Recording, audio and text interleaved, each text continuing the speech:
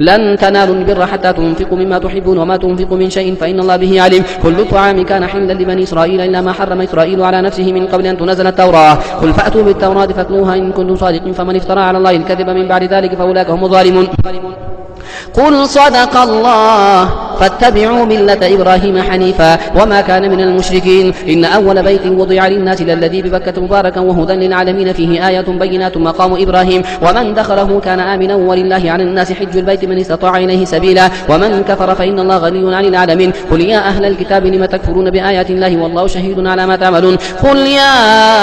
أهل الكتاب لم تصدون عن سبيل الله من آمن تبغونها عوجا وأنتم شهداء وما الله بغافل عما تعملون. يا أيها الذين آمنوا ان تطيعوا فريقا من الذين أوتوا الكتاب يردوكم بعد إيمانكم كافرين وكيف تكفرون وأنتم تتلى عليكم آيات الله وفيكم رسوله ومن يعتصم بالله فقد هدي إلى صراط مستقيم. يا أيها الذين آمنوا اتقوا الله حق تقاته ولا تموتن إلا وأنتم مسلمون واعتصموا بحبل الله جميعا ولا تفرقوا واذكروا نعمة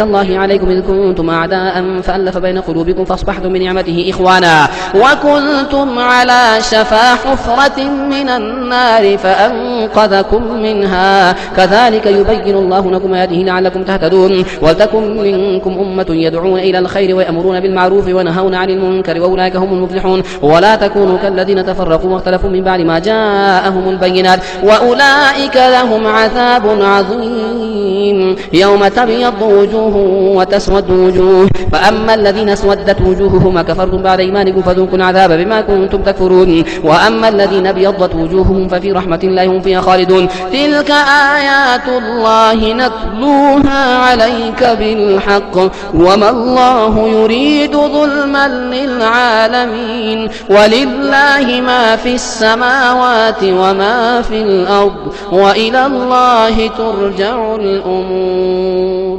كنتم خير أمة أخرجت للناس تأمرون بالمعروف وتنهون عن المنكر وتؤمنون بالله ولو آمن أهل الكتاب لكان خيرا لهم منهم المؤمنون وأكثرهم الفاسقون لن يضركم إلا أذى وإن يقاتلوكم يولوكم الأدبار ثم لا ينصرون. ضربت عليهم الذلة أينما ثقفوا إلا بحبل من الله وحبل من الناس وباءوا بغضب من الله وضربت عليهم المسكنة ذلك بأنهم كانوا يكفرون بآيات الله ويقتلون الأنبياء بغير حق ذلك بما عصوا وكانوا يعتدون. ليسوا سواء من أهل الكتاب أمة قائمة يتلون آيات الله آناء الليل وهم يسجدون يؤمنون بالله واليوم الآخر ويأمرون بالمعروف وينهون عن المنكر ويسارعون في الخيرات وأولئك من الصالحين. ويأمرون بالمعروف وينهون عن المنكر ويسارعون في الخيرات وأولئك من الصالحين وما يفعلوا من خير فلن يكفروه والله عليم بالمتقين. إن الذين كفروا لن تغني عنهم أموالهم ولا أولادهم من الله شيئا وأولئك أصحاب النار هم فيها خالدون. مثل ما ينفقون في هذه الحياة الدنيا كمثل ريح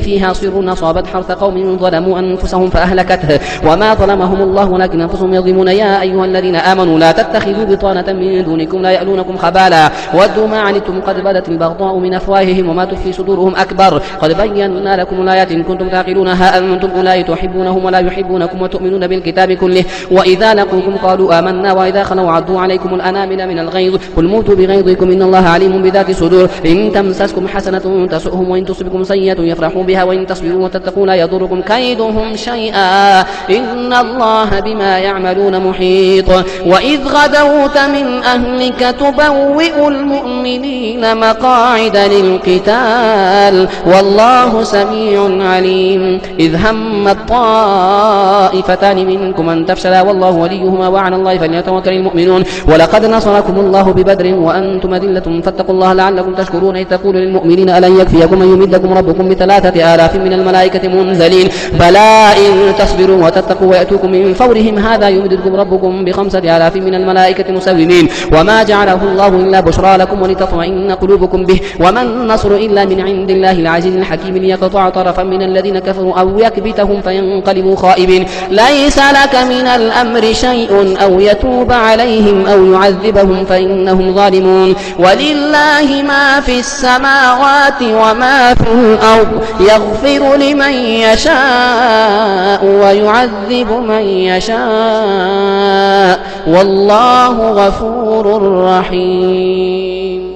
يا أيها الذين آمنوا لا تأكلوا الربا أضعافا مضاعفة واتقوا الله لعلكم تفلحون واتقوا النار التي أعدت للكافرين وأطيعوا الله والرسول لعلكم ترحمون وسارعوا إلى مغفرة من ربكم وجنة عرضها السماوات والأرض أعدت للمتقين الذين ينفقون في السراء والضراء والكاظمين الغيظ والعافين عن الناس والله يحب المحسنين والذين إذا فعلوا فحشة أو ظلموا أنفسهم ذكروا الله فاستغفروا لذنوبهم ومن يغفر الذنوب إلا الله ولم يصروا على ما فعلوا وهم يعلمون أولئك جزاؤهم مغفرة من ربهم وجنات تجري من تحتها الأنهار خالدين فيها ونعم أجر العاملين قد خلت من قبلكم سنن فسيروا في الأرض فانظروا كيف كان عاقبة المكذبين هذا بيان للناس وهدى وموعظة للمتقين ولا تهنوا ولا تحزنوا وأنتم الأعلون إن كنتم مؤمنين إن يمسسكم قرح فقد مس القوم قرح مثله وتلك الأيام نداولها بين الناس وليعلم الله الذين آمنوا ويتخذ منكم شهداء والله لا يحب الظالمين وليمحص الله الذين آمنوا ويمحق الكافرين أم حسبتم أن تدخلوا الجنة ولما يعلم الله الذين جاهدوا منكم ويعلم الصابرين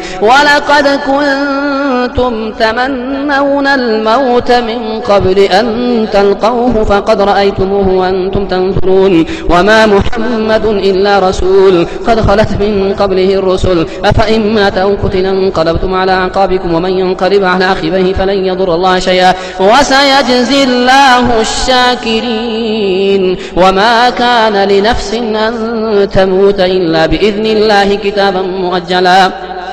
ومن يريد ثواب الدنيا نؤته منها ومن يريد ثواب الآخرة نؤته منها وسنجزي الشاكرين وكأي من نبي قاتل معه ربيون كثير فما وهنوا لما أصابهم في سبيل الله وما ضعفوا وما استكانوا والله يحب الصابرين وما كان قولهم إلا أن قالوا ربنا اغفر لنا ذنوبنا وإسرافنا في أمرنا وثبت أقدامنا وانصرنا على القوم الكافرين فآتاهم الله ثواب الدنيا وحسن ثواب الآخرة والله يحب المحسنين يا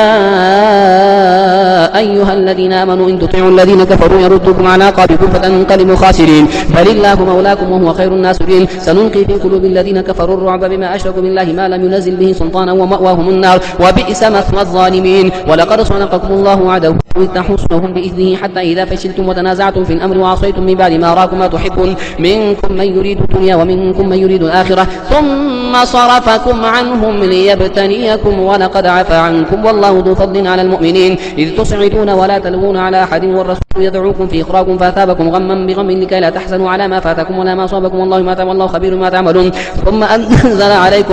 أنزل عليكم من بعد الغم أمنة نعاسا يغشى طائفة منكم وطائفة قد أهمتهم أنفسهم يظنون بالله غير الحق ظن الجاهلية يقولون هل لنا من الأمر من شيء قل إن الأمر كله لله يخفون في أنفسهم ما لا يبدون لك يقولون لو كان لنا من الأمر شيء ما قتلنا هنا قل لو كنتم في بيوتكم لبرز الذين كتب عليهم القتل إلى مضاجعهم وليبتلي الله ما في صدوركم وليمحص ما في قلوبكم والله عليم بذات الصدور إن الذين تولوا منكم يوم التقى الجمعان إنما استزلهم الشيطان ببعض ما كسبوا ولقد عفا الله عنهم إن الله غفور حليم يا أيها الذين آمنوا لا تكونوا كالذين كفروا وقالوا لإخوانهم إذا ضربوا في الأرض أو كانوا غزا لو كانوا عندنا ما ماتوا وما قتلوا ليجعل الله ذلك حسرة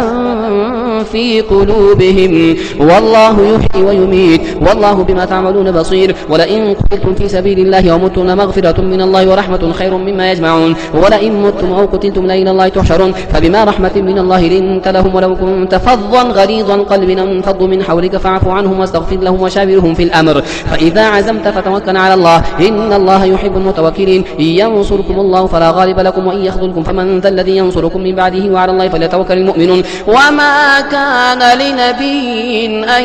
يغل ومن يغل يأتي بما غل يوم القيامة ثم توفى كل نفس ما كسبت وهم لا يظلمون أفمن اتبع رضوان الله كمن باء بسخط من الله ومأواه جهنم وبئس المصير هم درجات عند الله والله بصير بما يعملون لقد من الله على المؤمنين إذ بعث فيهم رسولا من أنفسهم يتلو عليهم آياته ويزكيهم ويعلمهم الكتاب والحكمة وإن كانوا من قبل لفي ضلال مبين أولما أصابتكم مصيبة قد أصبتم مثليها قلتم أن هذا قل هو من عند أنفسكم إن الله على كل شيء قدير وما أصابكم يوم التقى الجمعان فبإذن الله وليعلم المؤمنين وليعلم الذين نافقوا. وقيل لهم تعالوا قاتلوا في سبيل الله أو ادفعوا قالوا لو نعلم قتالا لاتبعناكم هم للكفر يومئذ أقرب منهم للإيمان يقولون بأفواههم ما ليس في قلوبهم والله أعلم بما يكتمون. الذين قالوا لإخوانهم وقعدوا لو أطاعونا ما قتلوا قل فادرءوا عن أنفسكم الموت إن كنتم صادقين ولا تحسبن الذين قتلوا في سبيل الله أمواتا بل أحياء عند ربهم يرزقون فرحين بما آتاهم الله من فضله ويستبشرون بالذين لم يلحقوا بهم من خلفهم لا خوف عليهم ولا هم يحزنون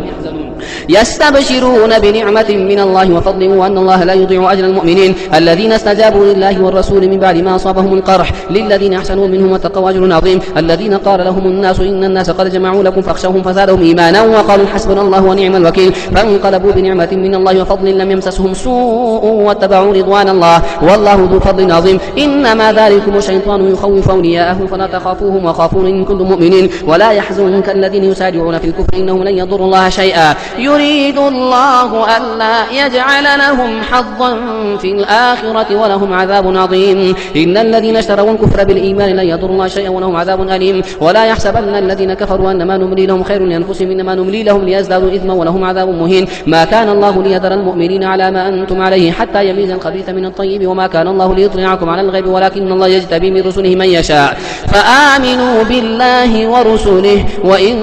تؤمنوا وتتقوا فلكم أجر عظيم. ولا يحسبن الذين يبخلون بما آتاهم الله من فضله هو خيرا لهم بل هو شر لهم سيطوقون ما بخلوا به يوم القيامة ولله ميراث السماوات والأرض والله بما تعملون خبير. لقد سمع الله قول الذين قالوا إن الله فقير ونحن أغنياء سنكتب ما قالوا وقتلهم الأنبياء بغير حق ونقول ذوقوا عذاب الحريق ذلك بما قدمت أيديكم وأن الله ليس بظلام للعبيد. الذين قالوا إن الله عاهد إلينا ألا نؤمن لرسول حتى يأتينا بقربان تأكله النار قل قد جاءكم رسل من قبل بالبينات وبالذي قلتم فلم قتلتموهم إن كنتم صادقين فإن كذبوك فقد كذب رسل من قبلك جاءوا بالبينات والزبور والكتاب المنير كل نفس ذائقة الموت وإنما توفون أجوركم يوم القيامة فمن زحزح عن النار وادخل الجنة فقد فاز وما الحياة الدنيا إلا متاع الغرور. لتبلون في أموالكم وأنفسكم ولتسمعن من الذين أوتوا الكتاب من قبلكم ومن الذين أشركوا أذى كثيرا وإن تصبروا وتتقوا فإن ذلك من عزم الأمور. وإذ أخذ الله ميثاق الذين أوتوا الكتاب لتبيننه للناس ولا تكتمونه فنبذوه وراء ظهورهم واشتروا به ثمنا قليلا فبئس ما يشترون. لا تحسبن الذين يفرحون بما أتوا ويحبون أن يحمدوا بما لم يفعلوا فلا تحسبنهم بمفازة من العذاب ولهم عذاب أليم. ولله ملك السماوات والأرض والله على كل شيء قدير. إن في خلق السماوات والأرض واختلاف الليل والنهار لآيات لأولي الألباب الذين يذكرون الله قياما وقعودا وعلى جنوبهم ويتفكرون في خلق السماوات والأرض ربنا ما خلقت هذا باطلا سبحانك فقنا عذاب النار ربنا إنك من تدخل النار فقد أخزيته وما للظالمين من أنصار. ربنا إننا سمعنا مناديا ينادي للإيمان أن آمنوا بربكم فآمنا ربنا فاغفر لنا ذنوبنا وكفر عنا سيئاتنا وتوفنا مع الأبرار ربنا وآتنا ما وعدتنا على رسلك ولا تخزنا يوم القيامة إنك لا تخلف الميعاد. فاستجاب لهم ربهم أني لأضيع عمل عامل منكم من ذكر أو أنثى بعضكم من بعض فالذين هاجروا وأخرجوا من ديارهم وأوذوا في سبيلي وقاتلوا وقتلوا لأكفرن عنهم سيئاتهم ولأدخلنهم جنات تجري من تحتها الأنهار ثوابا من عند الله والله عنده حسن ثواب. لا يغرنك تقلب الذين كفروا في البلاد متاع قليل ثم مأواهم جهنم جهنم وبئس المهاد. لكن الذين اتقوا ربهم لهم جنات تجري من تحتها الأنهار خالدين فيها نزلا من عند الله وما عند الله خير للأبرار. وإن من أهل الكتاب لمن يؤمن بالله وما أنزل إليكم وما أنزل إليهم خاشعين لله لا يشترون بآيات الله ثمنا قليلا أولئك لهم أجرهم عند ربهم إن الله سريع الحساب. يا أيها الذين آمنوا اصبروا وصابروا ورابطوا واتقوا الله لعلكم تفلحون. يا أيها الناس اتقوا ربكم الذي خلقكم من نفس واحدة وخلق منها زوجها وبث منهما رجالا كثيرا ونساء واتقوا الله الذي تساءلون به والأرحام إن الله كان عليكم رقيبا. وآتوا اليتامى أموالهم ولا تتبدلوا الخبيث بالطيب ولا تأكلوا أموالكم إلى أموالكم إنه كان حوبا كبيرا. وإن خفتم شقاق بينهما فابعثوا حكما وإن خفتم ألا تقسطوا في اليتامى فانكحوا ما طاب لكم من النساء مثنى وثلاث ورباع فإن خفتم ألا تعدلوا فواحدة أو ما ملكت أيمانكم ذلك أدنى ألا تعولوا. وآتوا النساء صدقاتهن نحلة فإن طبن لكم عن شيء منه نفسا فكلوه هنيئا مريئا. ولا تؤتوا السفهاء أموالكم التي جعل الله لكم قياما وارزقوهم فيها واكسوهم وقولوا لهم قولا معروفا. وابتلوا اليتامى حتى إذا بلغوا النكاح فإن آنستم منهم رشدا فادفعوا إليهم أموالهم ولا تأكلوها إسرافا وبدارا أن يكبروا. ومن كان غنيا فليستعفف ومن كان فقيرا فليأكل بالمعروف. فإذا دفعتم إليهم أموالهم فأشهدوا عليهم وكفى بالله حسيبا. للرجال نصيب مما ترك الوالدان والأقربون وللنساء نصيب مما ترك الوالدان والأقربون مما قل منه أو كثر نصيبا مفروضا. وإذا حضر القسمة أولو القربى واليتامى والمساكين فارزقوهم منه وقولوا لهم قولا معروفا. وليخشى الذين لو تركوا من خلفهم ذرية ضعافا خافوا عليه فليتقوا الله وليقولوا قولا سديدا. إن الذين يأكلون أموال اليتامى ظلما إنما يأكلون في بطونهم نارا وسيصلون سعيرا. يوصيكم الله في أولادكم للذكر مثل حظ الأنثيين إن كن نساء فوق اثنتين فلهن ثلث ما ترك وإن كانت واحدة فلها النصف ولأبويه لكل واحد منهما السدس مما ترك إن كان له ولد فإن لم يكن له ولد وورثه أبواه فلأمه الثلث فإن كان له إخوة فلأمه السدس من بعد وصية يوصي بها أو دين. آباؤكم وأبناؤكم لا تدرون أيهم أقرب لكم نفعا فريضة من الله إن الله كان عليما حكيما. ولكم نصف ما ترك أزواجكم إن لم يكن لهن ولد فإن كان لهن ولد فلكم الربع مما تركن من بعد وصية يوصين بها أو دين ولهن الربع مما تركتم إن لم يكن لكم ولد فإن كان لكم ولد فلهن الثمن مما تركتم من بعد وصية يوصين بها أو دين ولهن الربع مما تركتم إن لم يكن لكم ولد فإن كان لكم ولد فلهن الثمن ما تركتم من بعد وصية توصون بها أو دين. وإن كان رجل يورث كلالة أو امرأة وله أخ أو أخت فلكل واحد منهما السدس فإن كانوا أكثر من ذلك فهم شركاء في الثلث من بعد وصية يوصى بها أو دين غير مضار وصية من الله والله عليم حليم. تلك حدود الله ومن يطع الله ورسوله يدخله جنات تجري من تحتها الأنهار خالدين فيها وذلك الفوز العظيم. ومن يعص الله ورسوله ويتعد حدوده يدخله نارا خالدا فيها وله عذاب